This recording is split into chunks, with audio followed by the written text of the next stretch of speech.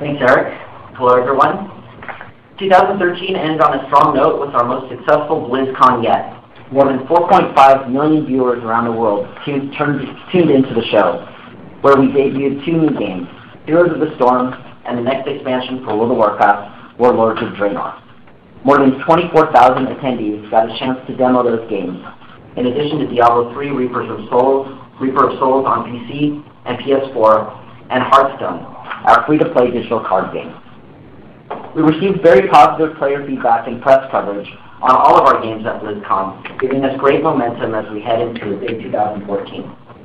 Before we look ahead, let's review World of Warcraft in Q4. Global subscribership in the quarter ended at 7.8 million subscribers worldwide. That's slightly above where we ended Q3, meaning that the player base has remained pretty stable for 3 successive quarters.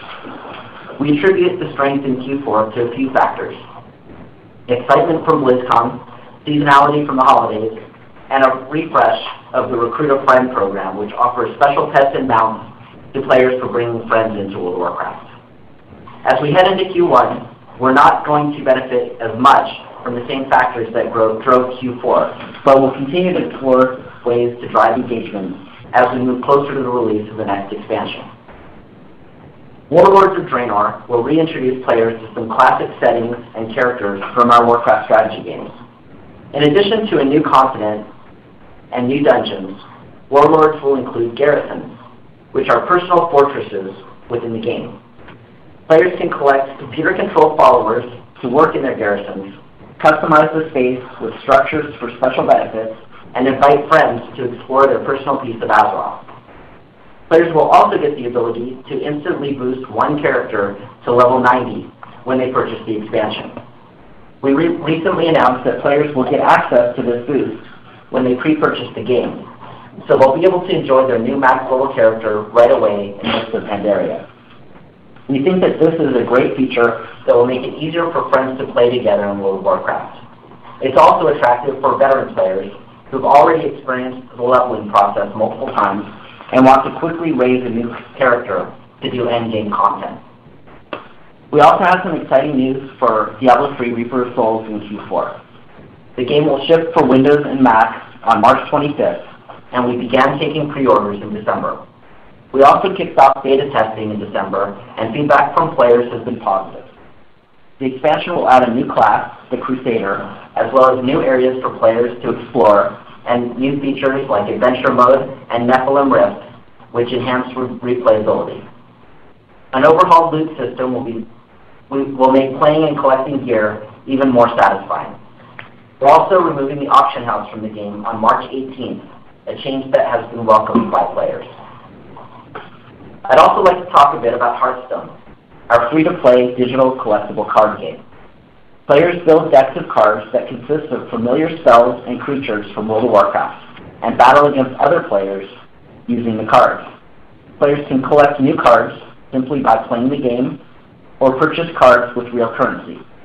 Entry into a special game mode called Arena can also be purchased with in-game gold or real currency.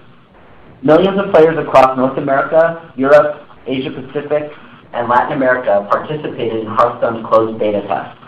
And a couple weeks ago, the game transitioned into open beta, which means that anyone can now download the game without any special invitation. Concurrency across the globe has grown steadily since open beta started, and Hearthstone continues to be one of the most popular games watched on Twitch. The launch of open beta is a great follow-up to the success we had at BlizzCon, where 100,000 concurrent online viewers watched the finals of our Hearthstone Invitational Tournament. We also announced at BlizzCon that we're working on an iPhone and Android version of the game, which we expect to ship this year. In the near term, we hope to quickly transition into launching on iPad. Hearthstone isn't the only free-to-play game on our slate.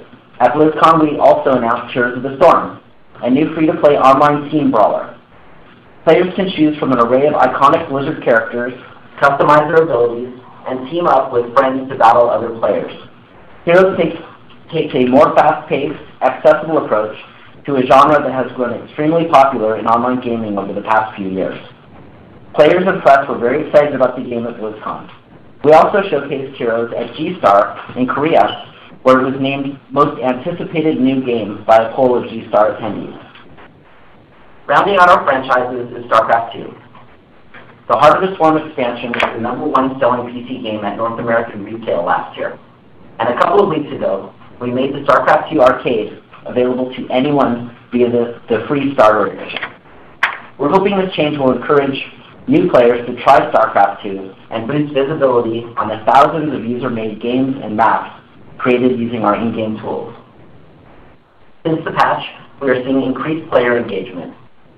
Going forward, we're continuing our esports efforts with the World Championship Series, and we're hard at work on the final chapter to the StarCraft II saga, Legacy of the Void. To sum up, Q4 was quite busy and exciting quarter for Blizzard. We drove excitement for all of our games with a very successful BlizzCon, and look to make 2014 a great year for Blizzard gamers with multiple game launches. Thanks, and I'll turn the call back over to Kristen.